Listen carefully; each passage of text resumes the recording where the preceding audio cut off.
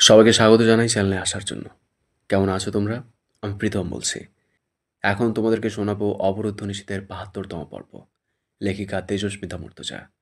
তো চলো without wasting any time শুরু করা যাক। রাত ২:১২টার সময় হামজা আকস্মিক রেমিকে ছেড়ে সাদা চশমাখানা টেবিলের উপর রেখে কিছুক্ষণ দাঁড়িয়েছিল। তার ভেতরে কিছু তৈরি হলো, জটিল কিছু। ততক্ষণ হামজার মস্তিষ্ক কাটার মেশিনের ব্লেডের মতো চলেছিল। সামনে যা আসবে ফালা ফালা হয়ে যাবে। রিমি কাঁদছে, কিন্তু হামজা থামানোর চেষ্টা করল না। তার আবার বুকও জ্বলছে। এই জ্বলন অবর্ণনীয়। ব্যক্তিগত দুঃখ। এটা নতুন তার জন্য। ব্যক্তিগত দুঃখ বলতে এক অপরিচিত ব্যাপারের সাথে সে কিছুদিন চলাফেরা করছে। হামজা কখনো কাউকে ভালোবাসেনি, কিন্তু রিমির ক্ষেত্রেও কি কথাটা খাটে? এই প্রশ্নটাই সমস্যা তৈরি করছে মূলত। রিমি তাকে শাস্তি দিতে যে পন্থা অবলম্বন করেছে, তার দায়ভার কার? জয়ের বউয়ের নয়। হামজা কি ছাড়বে সেই দুঃসাহসী নারীটিকে? ধরলে নারীটি সইতে পারবে হামজার থাবা? সে ফতোয়া বদলে একখানা নেভি ব্লু পাঞ্জাবি পরল। এসির নিবিড় হাওয়ায় ঘুম জড়িয়ে আসছে চোখে। মস্তিষ্কের ভারে তার কঠিন শরীরটাও নুইয়ে আসা ভাব। ঘুমটা দরকার হামজার। তার আগে কিছুটা মদ খাওয়া দরকার, নয়তো এই অস্থিরতায় ঘুম আসে না। তার জন্য জয়কে দরকার। কিন্তু জয় বড় ঘরে আছে। জয়ের রুমখানা পেরোনোর সময় দেখল দরজার নব লক। জয়ের বউ ভেতরেই ঘুমাচ্ছে তো। ব্যক্তিত্বের চাপে রাত দুপুরে নবটা ঘুরিয়ে জয়ের ঘরে উঁকি দিয়ে ওর ঘুমন্ত বউকে দেখার কাজটা করা হলো না। তবে একটা নিশ্চয়তা আছে বটে, জয়কে এখনও পুরোপুরি বশ করতে পারেনি ওর বউ। এটাই ধারণা হামজার। ঘরেই আছে আরমিন। ২:৩০টার দিকে হামজা সংসদ সদস্যের বাসভবনে পৌঁছালো।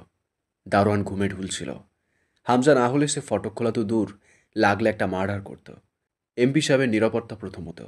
কিন্তু হামজাকে দেখে হুড়মুড়িয়ে উঠে এসে সালাম ঠুকে বলল, স্যার আপনার জন্য মেলাক্ষণ বসেছিল, এখন মনে হয় শুইয়া পড়ছে। হামজা চুপচাপ নিশাচরের মতো ভেতরে ঢুকল। হাতে দুটো ফাইল, কেস ফাইলের কপি, অভিযোগপত্র। আর এক হাতে একটা মাঝারি ঝোলা গাড়ি থেকে বের করল। মাঝরাতে সংসদ সদস্যের বসার ঘরখানা হামজার শরীরের কড়া সুগন্ধির রহস্যে মেখে উঠল। নেমে এলেন ভুড়ি দুলিয়ে সংসদ সদস্য সাহেব। বড় করে হাসলেন। হাসল না হামজা। তার ভরিক্কি সৌম্য চেহারা, আধার কূপের মতো চোখ দুটো স্থির শান্ত, ঠিক শিকারী পেঁচার মতো। সে সালাম অবধি দিল না। এমপি সাহেব বললেন, তোমার রাত ১২টায় আসার কথা ছিল। সোফায় বসে ফাইলগুলো এগিয়ে দিয়ে হামজা বলল, ওদিকের ব্যবস্থা কতদূর করলেন? ফাইলগুলো দেখতে চাইলেন এমপি সাহেব। হামজা বাধা দিল, পরে দেখে নেবেন। আমি শেষ রাতের গাড়িতে রাজধানী যাব। কথা শেষ করি। মাসুদ, চা পানি দে রে। লাগবে না, আলোচনায় আসি। হামজা ঝোলা থেকে মোট ৩টা হ্যান্ডগান ও ৪টা লোডেড ম্যাগাজিন বের করে সেন্টার টেবিলের ওপরে রেখে বলল, এগুলো লাইসেন্স নেই। লাইসেন্স শুধু আমার একটা পিস্তলের আছে। এগুলো এখন বাড়িতে রাখা যাচ্ছে না। আপনি রাখুন, পরে নেব। রেগে উঠলেন এমপি সাহেব। তার মানে যখন তখন তল্লাশি হবার পর্যায়ে আছো, হ্যাঁ? মরতে বাকি রাখুনি? হামজা নির্লিপ্ত চোখে তাকিয়ে রইল। দুশ্চিন্তার ছাপ দেখা গেল এমপির মুখে। ঘন ঘন মাথা নাড়লেন। তোমার জয় যা করছে ভালো করেনি। ওর সেই অভ্যেস নেই। সে যা হোক, পলাশ আজগর মার্ডার কেসে পুলিশ এখনও ডেড বডি পায়নি। অথচ জয়কে সাসপেক্ট নম্বর 1-এ রেখেছে। মাঝা আর ঝন্টু কাকা সহ আরও পুরনো কেসগুলো কেউ নতুন করে খুলেছে। গোড়া থেকে সব তদন্ত শুরু হয়েছে স্পেশাল ব্রাঞ্চগুলোতে। সেখানে আমার বাড়িটা গবেষণার বিষয়। বুঝতে পারছেন? অবাক হলেন এমপি। কে খুলেছে সেই সব ফাইল? বলবো সব। এখন কথা হলো, কয়দিন যে চাপাটা দিয়েছিলাম তা আলগা করেছে কেউ বা তারা। তাকে এবং তাদেরকে ধরে বলি দিলেও এখন আর তা ঢাকা যাচ্ছে না। চারদিকের অবস্থা ভালো না। অন্তত এটার কাজ দ্রুত এগোনো দরকার আপাতত। ঢাকা থেকে ফিরে আমি নিজেই একবার যাব পুলিশ কাস্টডিতে। অন্তত একটা নো ফল্ট স্টেটমেন্ট দিয়ে আসতে হবে। নিজেকে সাফ রাখতে হবে যত সম্ভব। কিন্তু জয়কে আমি থানার বারান্দাও দেখতে চাই না। গভীর বার্তা দিল হামজা। গলার স্বর চড়ল এমপির। শোনো ইয়াংম্যান, ঠান্ডা ঠান্ডা। তুমি নিশ্চিত মার্ডার আর তার কালপ্রিটকে পবিত্র গোলাপ ফুল বানানোর প্রস্তাব করতে আসছো? নরকে যাওয়া কাম এটা। সহজ নাকি? হামজা নির্বিকার বসে রইল। দুটো গ্লাসে ১ শট অ্যালকোহল, দুটো করে পুদিনা পাতা, ১ টুকরো আদা, একটু বিট লবণ ও সোডা মিশিয়ে দুটো ড্রিঙ্ক তৈরি করলেন এমপি সাহেব। একটা গ্লাস হামজাকে এগিয়ে দিয়ে বললেন, পুলিশ পলাশের বডিটা পেয়ে গেলে ব্যাপার হাতছাড়া হয়ে যাবে গো হামজা। ওইটার ভালো ব্যবস্থা করো। বডি পাবে না। হেলান দিয়ে বসে গ্লাসে দুটো চুমুক দিল হামজা। পাবে না? খাবার হিসেবে কুকুরের পেটে চলে গেছে, হজমও হয়ে গেছে। আপনি আপাতত ব্যবস্থা করুন যেন জয়কে ইন্টারোগেশনে ডাকা না হয়। পুলিশ ফোর্সের প্রমাণের হিসেবে এত সহজে যাবার নয়। আমি বেঁচে আছি এখনো। এমপি সাহেব একটু দুঃখিত ও অবাক হয়ে বললেন, এত খারাপভাবে মারলে পলাশ ছেলেটাকে? সোজা হয়ে বসে ঘাড়ে হাত রাখলেন এমপি সাহেব। কিছুক্ষণ হাঁ করে শ্বাস ফেলে বললেন, ডুবো না হামজা, কোনোভাবেই ডুবো না। যেমনে ভাসতেছ, একবার ডুবলে জাহাজের ভাঙা পাটাতনও পাওয়া যাবে না গো। দলের 6টা ছেলে পুলিশ হেফাজতে। রূপকথা, আজগর, পরাগ, ওরা নিজেদের শেষ সময় গুনছে সেলের পেছনে। আমার কবির বন্দি। আবার জঙ্গি শুয়োরের বাচ্চারা যখন তখন হামলা করবে আমি নিশ্চিত। আর একটা কিছু চাল চালছে, ভেতরে ছিদ্র হওয়া ব্যাপার। আমার ব্যক্তিগত। এমপি সাহেব সতর্ক চোখে তাকিয়ে আছেন বুঝে সংযত হয়ে উঠল হামজা। সে ব্যক্তিগত আলাপ পেড়ে ফেলেছে ক্রোধে। এক সামান্য নারী তাকে মুচড়ে রেখে দিয়েছে তার লোক জানার নয়। সে বলল, বাড়িতে নিরাপত্তার বাঁধ প্রায় ভেঙে গেছে। সেদিন ভেঙেছে যেদিন মুরসালিন বাড়িতে দেদারসে ঢুকে পড়েছিল। সোজা হয়ে মনোযোগ এনে বসলেন এমপি। একটা কথা বলবে হামজা? হামজা বুঝল কি বলবেন এমপি। সে চুপ রইলেন। এমপি বললেন, তোমার বাড়িতে তোমাকে জড়িয়ে কোনো বিরতি আগাছা বেড়ে উঠেছে বলে আমার ধারণা। সেটা কি জয় নয় তো আবার? ঝানু রাজনৈতিক লোকের সঠিক আন্দাজ হামজাকে ক্ষুব্ধ করে তুলল। কিন্তু সেই আগাছা জয় নয়, বরং জয় নিজেই সেই আগাছার শিকার হতে চলেছে। তাকে উদ্ধার করা দরকার। হামজার ভেতরে আবারও একটা ভয়ের উদ্রেক হলো। সে কেন এই মুহূর্তে রুমে ঢুকে আরমিনকে গলা টিপে মেরে এলো না? কিন্তু তার উত্তেজনা বাইরে আসে না বলে ভেতরে তার চেপে গিয়ে বলল, আমার বাড়িতে এখন শুধু প্রতিবেলা পুলিশি তল্লাশি চলবে। থামাতে পারবো না। সন্দেহ গাঢ় করা যাবে না। থামালেই আগ্রহ পেয়ে বসবে। সেক্ষেত্রে তল্লাশি পুরোদমে করতে দেবার জন্য সহযোগিতা করতে হবে আমাকে। হামজা থামল। পূর্ণ মনোযোগী হলেন এমপি সাহেব। হামজার ঠোঁট কামড়ে বিরতি কাটিয়ে ইঙ্গিতবহ সুরে সূক্ষ্ম গলায় জানালো, বড় ঘর পরিষ্কার করতে হবে। এমপি সাহেব থুতনিতে হাত চেপে বসলেন। আমার বাড়িতে হ্যান্ড ওভার করবে ওদের? আমার বেসমেন্টে রাখতে পারো। আমার বাড়িতে পুলিশের তল্লাশি চলে না। হাসলেন এমপি। সোজা ওপরে অথবা কারাগার। বড় ঘর থেকে আপনার বাড়িতে ওদেরকে অতিথি করে পাঠাতে এই মাঝরাতের মিটিংয়ে আমি আসিনি। অশিষ্ট শোনালো হামচার গলা। তো এখন কি চাও? মুরসালিন মোহনকে মেরে হাত ময়লা করব না আমি। ওকে পচানোর শখ আমার। কারাগারের ব্যবস্থা করবেন আপনি। বাকি ছোট বড় যা আছে আমি সামলে নেব। তার জন্য অন্তত কটা দিন চাই। আপনি সেই কটা দিন পুলিশকে আমার বাড়ি থেকে মাইলখানেক দূরে রাখুন। আপাতত এইটুকু মাস্ট বি। মাথা নাড়লেন এমপি। মুরসালিন সাবেক ব্রিগেডিয়ারের ছেলে। সরকারি ক্ষমতা সামান্য হলেও আছে বলা চলে। আর আমি আমার ক্ষমতার অপব্যবহার রয়ে সয়ে করতে চাই। জানো, অতি ভোজন মানুষের পাকস্থলীর হজম শক্তি কমিয়ে দেয়। ধীরে ধীরে খেলে অনেক খাওয়া যায়। ও রাষ্ট্রবিজ্ঞানে পড়া শিক্ষিত ছেলে। ওকে ভেতরে দিতে হালকা হলেও একটা টোপ চাই, যেন আবার রেপুটেশন সাফ থাকে, এমনকি আমার পালিত প্রশাসনের কাছেও। আমি আপনাকে ভারী টোপ দিতে এসেছি। ভ্রু জড়ালেন এমপি সাহেব। হুম? চট করে অভিব্যক্তি বদলালো হামজা। কিন্তু কথা হলো, আপনি নিতে পারবেন তো আচমকা? এমপি সাহেব নড়ে চড়ে বসলেন। হামজা ভনিতা করার ছেলে না, বারুদ সে। হামজার ভনিতায় বিভ্রান্ত হয়ে তিনি চিন্তিত হয়ে পড়লেন। হামজা বলল, আমার ওপরে রাগ করতে পারবেন না। আমি আসলে, আমার নিজেরও কিছুটা স্বার্থ ছিল বটে। এই এক কথায় কাজ হয়ে গেল অবশ্য। এমপি সাহেব পণ করে নিলেন নিজের অজান্তেই হামজা এখন চিরন্তন সত্যি বলবে। এই হামজা, ধাঁধা বানাবা না। তোমার মুখে সরাসরি কথা শুনতে ভাল লাগে। সীমান্তকে মুরসালিন খুন করেছে। এমপি সাহেব যেন দুম করে দমে গেলেন চমকে। একেবারে দেবে বসে গেলেন সোফায়। হামজার মিথ্যেটা সত্যির চেয়েও বড় সত্যির হয়ে ওঠে মানুষের কাছে। কারণ হামজা দক্ষ, নিখুঁত তার ধূর্ততার চাল। তুমি আজকে, এই এখন আজ আমার এই কথা বলতেছ? আমি পাগলের মতন মাসের পর মাস খুনিরে খুঁজছি। ঝানু পলিটিশিয়ান হামজার সাথে টিকলেন না। দিশেহারা হতে দেখা গেল তাকে। হামজা নির্বিকার চিত্তে বলল, ওই যে বললাম স্বার্থ। আমি যদি তখনই বলে দিতাম মুরসালিনীর সীমান্তর খুনি, আপনি ওকে তখনই মেরে ফেলতেন অথবা জেলে দিতেন। কিন্তু জয়ের পুরনো হিসেব আর আমার উদ্দেশ্য ছিল ওকে দিয়ে। কিন্তু আমি সঠিক সময়ের অপেক্ষায় ছিলাম। ওকে দিয়ে আমার কাজ ফুরালে আপনার হাতে তুলে দেবার। আজ সেই দিন। এমপি সাহেব কিছুক্ষণ থম মেরে বসে রইলেন। সীমান্ত এমপি সাহেবের স্ত্রীর বড় বোনের ছোট ছেলে। হামজার বোনের সাথে ছেলেটার বিয়েতে এমপি সাহেবের হাত ছিল, তা হামজা জানে না। বিষয়টা আজও চেপে গেলেন। কেবল সীমান্তর মায়ের অবস্থাটা চোখে ভাসল। মহিলা ছেলের চোখে অন্ধ প্রায়। পুত্রবধূর নাম একবারও মুখে নেন না। নাতনির নামও না, কিন্তু ছেলেকে হারিয়ে পাগল প্রায়। রোজ কল করে বলেন, তুমি এমপি হয়ে কী লাভ? কী লাভটা কি? এমপি সাহেবের ইগো খুব আঘাতপ্রাপ্ত হয়। ওনার ইচ্ছে করল এই মুহূর্তে সীমান্তর খুনি মুরসালিনকে ধরে খণ্ড খণ্ড করে পুকুরে শখ করে পোষা কুমিরকে খেতে দিতে। হামজা বড়শি ফেলে চুপচাপ সোফার উপর বসে রইল। এমপি সাহেবের ভাবুক মুখটা দেখে তার হাসি পাচ্ছে। প্রমাণ আছে তোমার কাছে? তা জোগাড় না করে খবর দেব আমি আপনাকে। রাগ ভুলে একটু সন্তুষ্টি এলো ছেলেটার ওপর এমপির মুখে। কি আছে? অস্ত্র। চাপ্পড় দিয়ে কুপিয়ে মেরেছিল সীমান্তকে। সেটা রক্তাক্ত অবস্থায় আমি উদ্ধার করতে পেরেছি। শুকনো রক্ত। এরপর ভীষণ দুঃখিত ভঙ্গিতে বলল, আমি কিভাবে আমার বোনের বিধবা হবার এই শোক সহ্য করেছি তা আর না বলি।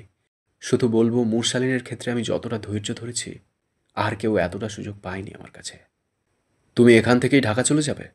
হামজা জানালা দিয়ে অন্ধকার দেখতে দেখতে মাথা নেড়ে সায় দিল। এমপি সাহেব জানালেন, একটু আগে বড় করে বাপ্পি, কামরুল, দোলন সাহেব, রবিউল গেছে। জয় বাড়িতে না? ও বড় ঘরেই আজ। ওরা কেন গেছে? এমপি সাহেব চোখের শীতলতায় বোঝালেন, ওদেরকে ছিঁড়তে।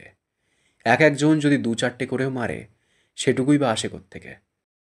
মুখে বললেন, দোলনকে পাঠিয়েছি শেষবার জিজ্ঞাসাবাদ করতে। গাড়িটা কোথায় ওদের সংগঠনের? জানা দরকার। কিন্তু এখন মনে হচ্ছে দরকার ছিল না। আমি আর্মির ব্যাটাকে জিন্দা কবর দেব এবার। আর স্টেটমেন্টের চিন্তা করব না। ঢাকা যাবার পথে জয়কে একবার কল করে জানতে ইচ্ছে করেছিল হামজার বড় ঘরের খবর। আর্মির হাজার অনুপস্থিতিতে কি ঘটাচ্ছে তা নিয়েও ভাবনা এলো। কিন্তু তাকে সকাল হতে হতে রাজধানীতে পৌঁছাতে হবে।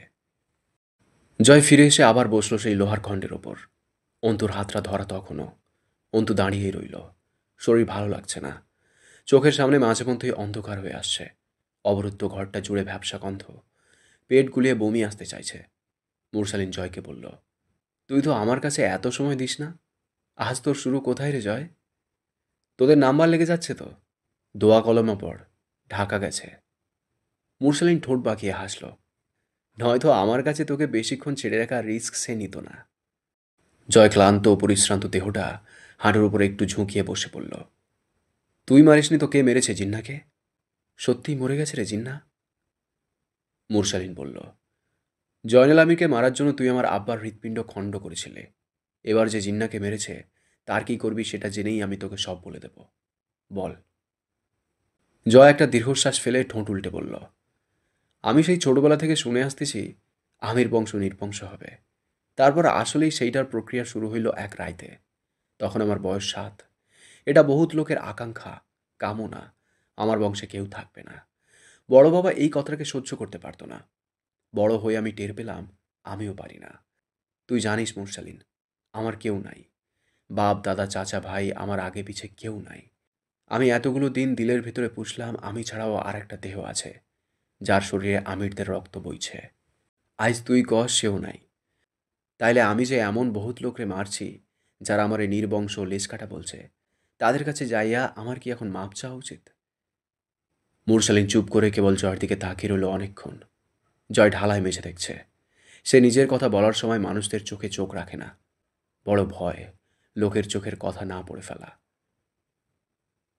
মুরসালিন বলল, এমন অসংখ্য সত্তার কাছে মাপ চাওয়ার আছে, কিন্তু আফসোস তুই তাদেরকে পাবি না আর। তারা কেউ আর তোকে ক্ষমা করতে দুনিয়াতে নেই। জয় হেসে ফেলল। তার মধ্যে প্রধান তোর বাপ আর ভাই, তাই তো? হতেও পারে। যদি বলি হ্যাঁ, খুব ভুল হবে না। কেন জানিস? জানি। কারণ তোর বাপ আমার দেবতা ছিল। কত আদর যত্নে আমারে বন্দি করে রাখছিল। কত সুন্দর দিন কাটাইছিলাম। সেলিমরে চোখের সামনে দেখতে দেখতে পাগল হইলাম। মুরসালিন বড় আফসোসের সাথে বলল, তুই সেই মানুষটাকে কেবল নিজের নোংরা পাগলাটে দৃষ্টিভঙ্গি দিয়ে ভুল বিচার করে খুব নৃশংস মৃত্যু দিয়েছিস, যে তোকে 3টা বছর আগলে রেখেছিল। জয় কেশে উঠল। আগলে রেখেছিল? কস কি বাপ? মাথা ঘুরতেছে। এক গ্লাস নেবু পানি খাইতে পারলে জানটা শান্তি লাগতো। এটাও স্বাভাবিক। একজন অবিশ্বাসীর কাছে ধর্মীয় আচার শিক্ষাটা জুলুম মনে হওয়াই উচিত। জয় মাথা দুলাল। না, আমি অবিশ্বাসী কে বলল? আমি হইলাম একজন সচেতন লোক। আমার বিশ্বাসের মেলা দাম। আবার আমার এই অবিশ্বাস বারবার ঠিক প্রমাণিত হয়েছে। কেমনে শুনবি? মুরসালিন তাকিয়ে রইল। জয় বলল, আমি নিজে বহুত মাইন্সের কাল হইছি, যারা বিশ্বাসী ধর্মে, পালনকর্তায়। কিন্তু ওদের ধর্ম আর পালনকর্তা ওদেরকে আমার হাত থেকে রক্ষা করে নাই, যেমনটা আমারে করে নাই। হতাশ সুরে চোখ ফিরিয়ে বলল মুরসালিন, তুই জন্মেইছিস অবিশ্বাসী হয়ে জয়। যে পঙ্গু কারণগুলো তুই তোর খোদাদ্রোহ অথবা দেশদ্রোহের দেখাস, তা শুধুই তোর স্বার্থপরতার বহিঃপ্রকাশ। জয় মুচকি হাসল। এই অবিশ্বাস আমার খুঁটি মুরসালিন। আমি বিশ্বাস করতে জানলে কবে কোথায় নিশ্চিহ্ন হয়ে যাইতাম। আমি আমাকে মানি, শুধু আমাকে। কিন্তু যখন বিশ্বাসের কথা ওঠে, আমিও আমার কাছে বেকার। আমি শুধু মানি জয় আমির নিজে নিজেকে বানিয়েছে অপরকে ভেঙে। সে হাসতে শিখেছে মানুষকে কাঁদিয়ে। মানুষ তারে নিজ থেকে কিছু দেয় নাই, মাঝে মধ্যে তো বাঁচার জায়গাটুকুও দিতে চায় নাই। তোর আল্লাহ কিছুই দেয় নাই তারে। একটা পরিবার, একটা ঠিকানা, একটু সঙ্গ, একটু স্নেহ। এই অভরসা তোর ধর্মের হাতে কামানো। তোর ধর্ম তোরে কি দিছে? এই বন্দিদশা? বন্দি তো তুইও। তোর নফসের কাছে বন্দি।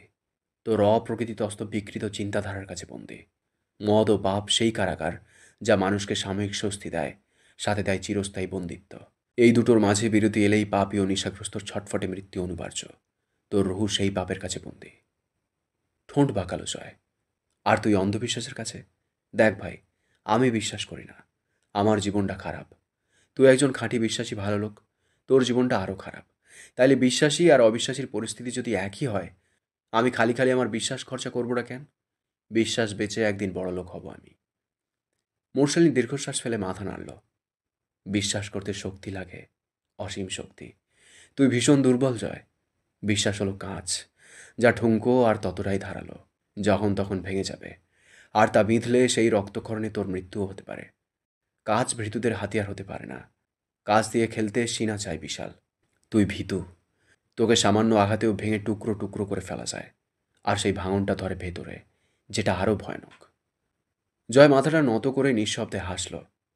তুই আমার অতখানি সহ্য করিস নাই। মুরসালিন হেসে উঠল।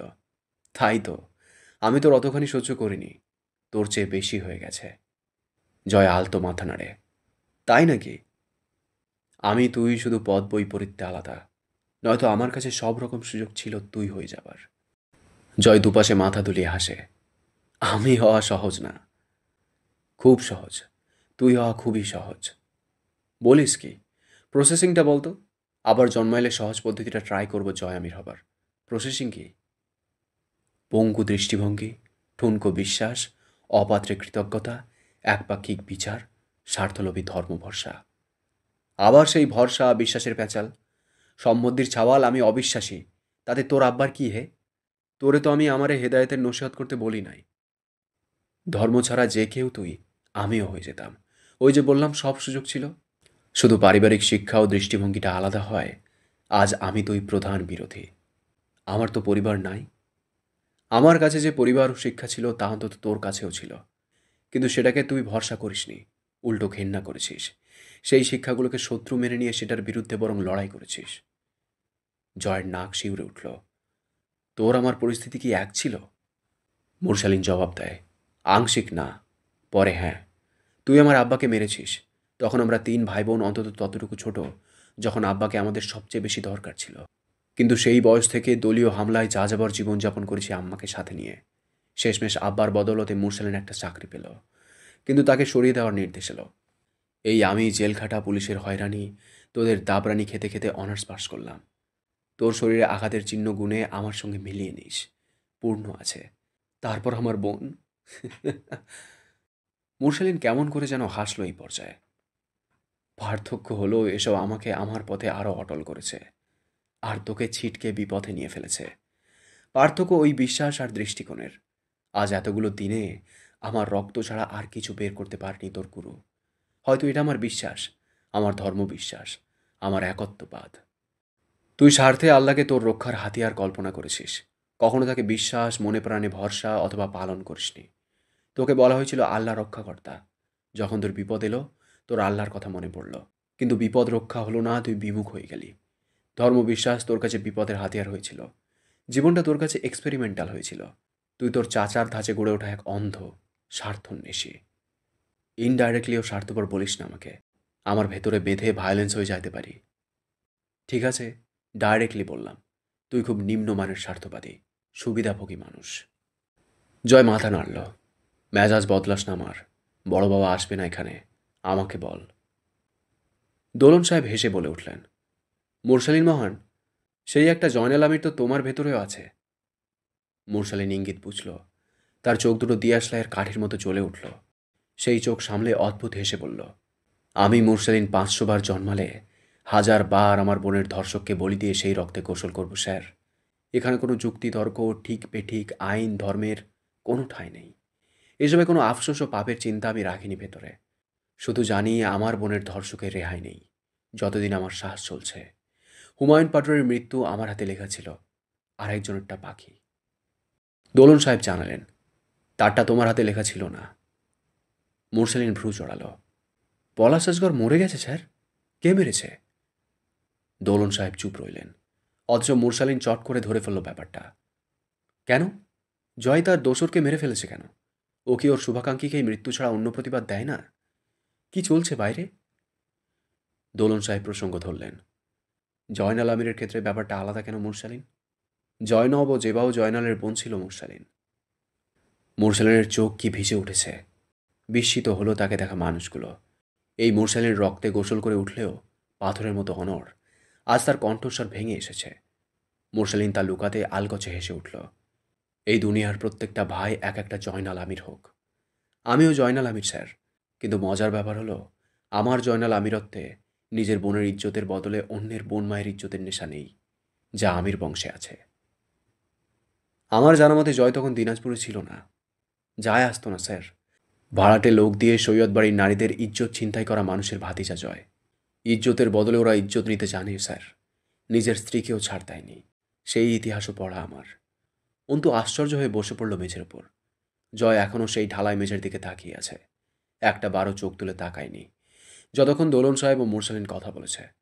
অন্তু অন্তত এবার আশা করেছিল জয় মুরসালিনকে কঠিন আঘাত করবে। জয় ঝুঁকে বসে ডান হাতের বৃদ্ধাঙ্গুলি কপালে ঘষছে। মুখটা শক্ত, নাকের পাটা শিউরে উঠেছে, কিন্তু শান্ত। চাপা অস্থিরতা কপালের ভাঁজে দেখা গেল। এক হাতে তখনও অন্তুর হাত। বেশ কিছুক্ষণ চুপ থেকে জয় কেবল জিজ্ঞেস করল, জিন্নারে কে মারছে মুরসালিন? দোলন সাহেব কিছু বলতে গিয়েও থামলেন। আর লাভ নেই। মুরসালিন চোখ দুটো আলতো করে বুঝে হাসল। তোর গুরুকে জিজ্ঞেস করতে হবে। জয় মুখ তুলে চাইল। অনিয়ন্ত্রিতই তার হাতের মুঠি শক্ত হয়ে অন্তুর হাত শক্ত করে চেপে ধরল আরেকটু। মুরসালিন হাত নেড়ে বিদায় জানাল, যা এখন, আর কথা বলতে ভালো লাগছে না। মুরসালিন আর তাকালো না জয়ের দিকে। সে তার ছেঁড়া শার্টের এক প্রান্ত ছিঁড়ে শরীরের ধুলোবালি ও শুকনো রক্ত মোছার চেষ্টা করল। তাজা ক্ষততে পানি লাগলে ভীষণ জ্বালা করে। আশেপাশে পানিও নেই। মুরসালিন তায়াম্মুম করে ফজরের নামাজে বসল। জয় আস্তে করে উঠে দাঁড়ালো অন্তুকে নিয়ে। অনেকক্ষণ ওভাবেই দাঁড়িয়ে রইল স্থির হয়ে। 3টে দেহ অচেতন হয়ে পড়ে আছে। হাসপাতালে পাঠানো দরকার। তার সেসব আর ইচ্ছা করছে না। এমপি সাহেবেদের অবস্থা জানার পর আর একটা ঝড় আসবে। আসতে পারে আর্মিনের ওপরও। কিন্তু জয়ের মাথাটা ফাঁকা লাগছে। মুরসালিন নামাজে সালাম ফিরিয়ে বসল। তখনও জয় দাঁড়িয়ে। তার আশেপাশে অনেকগুলো ছোট ছোট দেহ ছড়িয়ে ছিটিয়ে শুয়ে আছে। দু একজন ঘুম ভেঙে আধো চোখ খুলছে, আবার শরীরের ক্লান্তিতে ঘুমিয়ে পড়ছে। জয় খানিক পরে সব ওভাবেই ফেলে অন্তুকে নিয়ে দোতলায় উঠে এলো। অন্তুর শরীর চলছে না। কোনো রকম সে উঁচু করে এসে নামাজে বসল। কোনো কথা নেই। খানিকটা দূরে বসে জয় মেঝেতে হাত পা ছড়িয়ে বসে মন ভরে খানিকটা মদ খেল। এরপর শরীরে একটা সাডেটিভ ইঞ্জেকশন পুশ করে শুয়ে পড়ল। সারাদিন একটানা ঘুমিয়ে ঘুমটা ছুটল মাগরিবের আজানের সময়। অন্তু নামাজে বসেছে। জয় চোখ বুজে উপর হয়ে পড়ে রইল। কিন্তু এর মাঝে অন্তু আচমকা নামাজের মাঝে উঠে বাথরুমে দৌড়ায়। তার পায়ের আওয়াজে ঝিম ছেড়ে গেল জয়ের। এক দৌড়ে বাথরুমে পৌঁছে অন্তুকে ধরল। কি হয়েছে? এই মেয়ে। অন্তু তাকালো। জয় আবার শুধায়, কি? ওইভাবে দৌড়া আসলা কেন? শরীর খারাপ? হুম। অন্তু জয়কে ছাড়িয়ে চোখে মুখে পানি দিল। তখনও কপাল কুঁচকে তাকিয়ে আছে জয়। অন্তু বলল, আপনার বড় ঘরে গেলেই আমার শরীর খারাপ হয়। তারপর আপনার যা মন মাতানো জীবনের গল্প, মানসিকভাবে খালি পাগল হওয়া বাকি, আর তো শরীর। আমি ঠিক আছে। আপনার খাবার বাড়া আছে, খেয়ে আসুন। জয় আচমকা অন্তুকে পাঁজা কোলে তুলে নিল।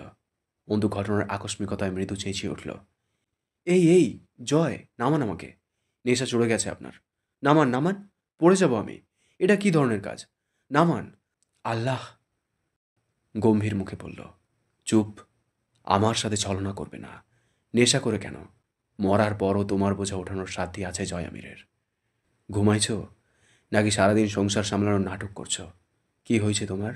চেহারার এই হাল কেন? আমার সত্যি কিছু হয়নি। আশ্চর্য! দিব্যি ভালো আছি আমি। আপনার মতো আনহাইজেনিক পরিবেশে কমফোর্ট থাকার অভিজ্ঞতা নেই আমার। জয় অন্তুকে বিছানায় টান টান শুইয়ে দিয়ে ওভাবেই ঝুঁকে রইল। জয়ের চোখে চোখ পড়লে অন্তু মুখ ফেরায়। জয় আচমকা অন্তুর গলাটা ধরে নিজের দিকে ফেরালো। আমার দিকে তাকাও। কি হয়েছে? কেমন লাগতেছে? আমি তোমার জীবনে কাল হয়তো বহুকাল আগেই আসছি, কিন্তু শরীর চেহারায় এইরকম দুর্বলতা নতুন। অসুস্থ তুমি? ঘুমাওনি? অন্তু অপ্রস্তুত হয়ে পড়ল। জয় কখনোই এভাবে নমনীয়তার সাথে এমন হুটহাট তাকে ছোঁয় না। ইগোর চোটে ছোঁই না বলা চলে। অন্তু জয়ের হাত সরিয়ে দিয়ে বলল, কিচ্ছু হয়নি, ঘুমেরই অভাব। এই যা! জয় সোজা হয়ে বসল বিছানায়। একটা বড় করে শ্বাস ফেলে আড়মোড়া ভাঙল। চট করে নিজের চিরায়ত রূপে ফিরল। আমার ধারণা আমার তো দুঃখের গল্প শুনে আমার উপরে তোমার একটা পীড়িত পীড়িত ভাব আইছে। নতুন প্রেমের আছর, ঠিক না ঘরবালি? অন্তু চোখ বুজে ঘাড় কাত করে শুয়ে পড়ল। আপনি আমার সেরকম স্বামী নন। আপনি স্বামী হবার আগে আসামি আমার। আপনার সামান্য একাংশের প্রেমে পড়াই যায়, অথচ বাকি অধিকাংশকে এড়ানোর উপায় কই? জয় কিছুক্ষণ চুপচাপ দেখল অন্তুকে। অন্তুর সৌন্দর্যে একটা ম্লান ছায়া পড়েছে। উজ্জ্বলতা হারানো মৃত তারকার মতন এক অন্ধকার নেমেছে। জয়কে কেউ ভেতর থেকে ডেকে শোধায়, এর দায় তোর নয় তো জয়? জয় অস্বীকৃতি জানায়, আমার কেন? ভেতর থেকে উত্তর আসে, তুই তো সৌন্দর্য খুঁজছিস। তুই যে সৌন্দর্য খুঁজছিস তা আমজাদ আলী প্রামাণিকের মেয়ের। তুই যা দেখছিস তা তোর স্ত্রীর। তাহলে দায় কার? স্ত্রীর। কথাটা বিঁধল ভেতরে। আজ এই কথাটাকে নিয়ে মুরসালিন অপমানজনক ইঙ্গিত করেছে। জয়ের ভেতরে একটু আক্রোশ জেগে উঠল। তার স্ত্রী, অথচ সেই আসামি। এমনটাই তো বুঝিয়েছে মুরসালিন। এখনও মেয়েটার শারীরিক সৌন্দর্য অক্ষত। চিকন স্বর্ণের চুড়ি পরা হাত দুটো বুকের উপর ভাঁজ করে শুয়েছে। সেই হাত দুটো সুন্দর। জয়ের চোখে অন্তুর শরীরের সবচেয়ে আকর্ষণীয় অংশ অন্তুর গলার নিচটা। ফর্সা গলায় স্বর্ণের চেইন। বরাবর জয়ের চোখ লেগে যায় ওখানে। জয় অন্তুকে ডিঙিয়ে ওপাশে গিয়ে শুয়ে পড়ল। অন্তু উঠে বসে। জয় চোখ বুজে হাত চেপে ধরল। উঠো না ঘরবালি, শুয়ে থাকো আমার সাথে। নামাজ শেষ হয়নি আমার, খেয়ে আসুন আপনি। জয় অন্তুর হাতটা আরেকটু চেপে ধরে বলল, নামাজ কাজাও পড়া যায়। আমি একটু ঘুমাবো তোমাকে সাথে নিয়ে। শরীর মেজাজ কোনোটাই ভালো না। আমার পাশে শুয়ে পড়ো। অন্তু কপাল জড়িয়ে তাকালো জয়ের দিকে। নিশ্চিন্তে চোখ বুজে শুয়ে আছে।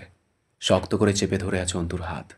এই কাজটা আজ সারা রাত থেকে এখন পর্যন্ত বেশ কয়েকবার করেছে। অন্তু কিছুক্ষণ চুপচাপ বসে থেকে হঠাৎই জিজ্ঞেস করল, জিন্না আমিরকে যদি হামজা সাহেব মেরে থাকেন? জয় চোখ খুলে সোজা অন্তুর চোখের দিকে তাকায়। নির্ঘুম চোখ দুটো লাল, সজাগ। এতক্ষণ শুনলে অবরুদ্ধ নিশীথের ৭২তম পর্ব। কেমন লেগেছে কমেন্ট করে জানিও। তোমাদের একটা কমেন্ট আমাকে প্রচুর মোটিভেট করে। পরবর্তী পর্বগুলো খুব শীঘ্রই চলে আসবে এই চ্যানেলেই। তাই চ্যানেলটাকে সাবস্ক্রাইব করে রেখো। দেখা হচ্ছে খুব তাড়াতাড়ি। ততক্ষণ সুস্থ থেকো, ভালো থেকো। Thank you.